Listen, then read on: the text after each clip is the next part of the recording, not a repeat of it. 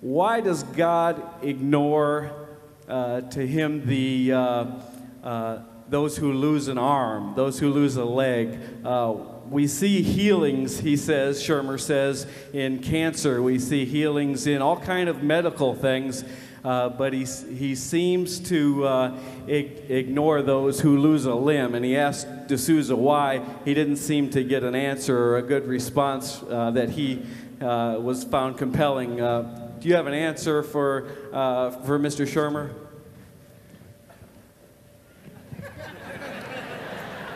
I think you were asked, sir. I believe so.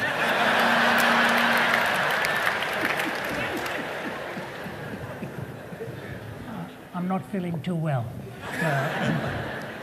It's a fair question, but I think one has to look at the context, and I'd like John to have a go at it too. When you look at the narratives in the New Testament where things like that actually happened, and where the miracles worked were of that kind of nature. One of those actually that happened was in the home of a man who was a paralytic. And the people sort of disfigured the roof of his home and went down and wanted him to be healed, and they brought the paralytic into this home so that Jesus could touch and make this person well and get him to walk again. And then Jesus also looked at him and said, "Son, thy sins be forgiven thee." And the people were disappointed. They said, "That's not why we brought him here." And then Jesus looked at him and told him to rise, take up his bed and walk. He said, "But these things are written that you may know that the Son of Man hath power on earth to forgive sins as well." He moved from the most serious problem to the simpler problem and showed that the bigger problem in the person was not the fact that his body was immobilized, but that his soul was paralyzed through sin, and that forgiveness was needed. Now, in the times in the Old and the New Testament, be it in the time of Moses, or in the time of Elijah and Elisha, or you come up to the time of John the Baptist, and then time of the early apostles, anytime you see a proliferation of the undeniable aspect of the miraculous, of the kind you're talking about, the judgment that ensued by refusing that was also greater in proportion to what it was and what it has been now. There were times, for example, when Ananias and Sapphira had lied to the Holy Spirit, and that judgment had come swift and certain and indubitably. Wherever there is a proliferation of miracles, the expected nature of belief and trust is also in the same proportion. So that if you get the overly dramatic miraculous, for example, if this roof was suddenly rent in two and God were to speak audibly to all of us and we were all responding to it, and he told us, you walk away from here and you continue to live in disobedience, calamitous situations will arise. None of us can then ultimately blame God for the calamities that came, in keeping with the kind of dramatic nature of the revelation he gave to us. So the first thing is this: wherever there was a proliferation of the undeniable, there was also the concomitant requirement, or the judgment was equally dramatic in proportion. The second thing is this: suppose God were to give one person an arm back. Do you really think if there were 999 in the hospitals who didn't get it back, they'd be content with the fact that one of them got it back? Human nature will never be satisfied by the visible, dramatic nature of a limb restoration. If I got my arm back and walked across this road and saw somebody hit by a car and they lost both of their limbs, by the same merit I would say, God, you gave me my arm back there, please give this person his limbs back as well. What it ends up doing really is becoming the God of God. You end up playing God by the dramatic, the corporeal, the physical manifestation of the miracle all the time. Faith and reason must always go in tandem. Otherwise, your belief in God will be for your sake, not for God's sake, who calls us to worship him in spirit and in truth because of who he is. And so I leave you with this very simple thought. When Lazarus died and went into the presence of God, and the rich man into the netherworld was gone, the rich man asked for a prayer request. He said, would you please send Lazarus to moisten my tongue? I'm living here in total suffering. And God says, no, the separation is permanent. That bridge cannot be crossed. Then God said to him, why don't you send him then to warn my brothers and tell them about this destiny that I have so that they will listen? He says, no, they already have Moses and the prophets.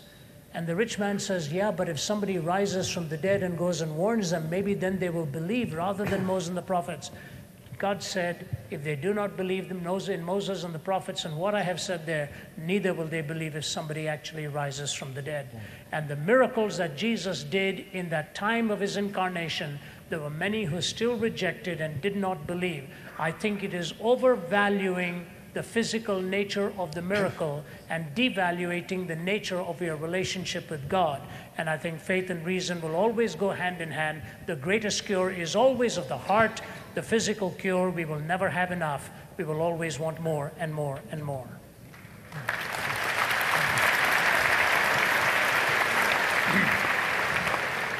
I'd like to say something about another aspect of this question. It's part of a bigger question, isn't it? Just over a year ago, I nearly died because something went wrong with my heart. And the medics saved my life in the last moment. And I was very grateful to God for that. But in the same year, my sister lost her 22-year-old just married daughter to brain cancer. And I've got to have a faith, ladies and gentlemen, that copes with both. Otherwise, it's trivial. And I want to say to you that when Michael Shermer or any other of the new atheists or anyone else raises this question, it's not simply their question, it's mine. Because the problem of suffering and evil is the hardest problem I face as a Christian. And it's the reason why many of my colleagues, though they think they possibly can see some evidence of God in the universe, they don't believe in a personal God because of the evil, disease, suffering, and the rest of it. Now, to go into that in detail would take another lecture, so I'm going to give you the short answer. They solve it by saying there isn't a God. And they've solved it. Because then, what would you expect but what we see? A mixed bag, with the most people suffering and some people being lucky for a few years, and then the forces of nature crushing the lot of us in the end. So the atheist has solved an intellectual problem, but I notice that the suffering's still there. And they've no hope.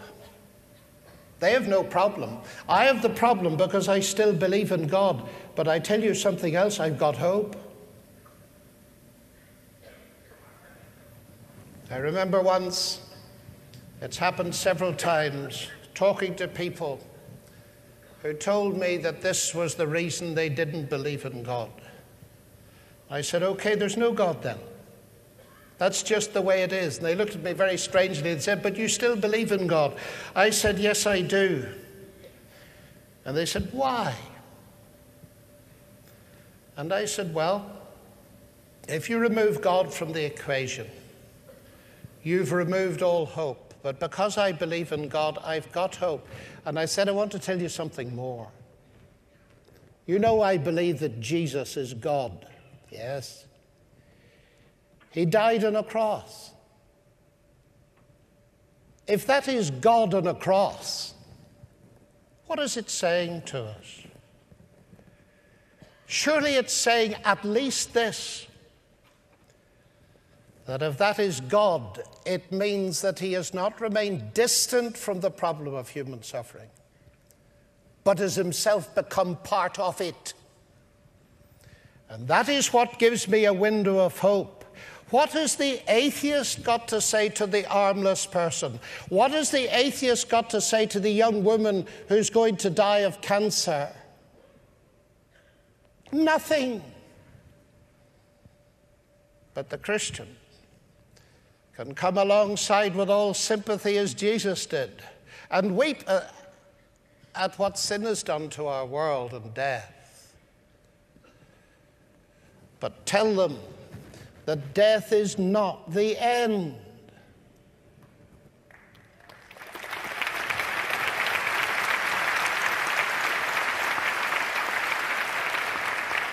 There is to be, ladies and gentlemen, a resurrection of the dead. There is to be an ultimate answer to this problem of suffering. And God will not only be just, he will be seen to be just. It seems to me here that although we face a difficult problem, atheism doesn't make it easier, it makes it infinitely worse.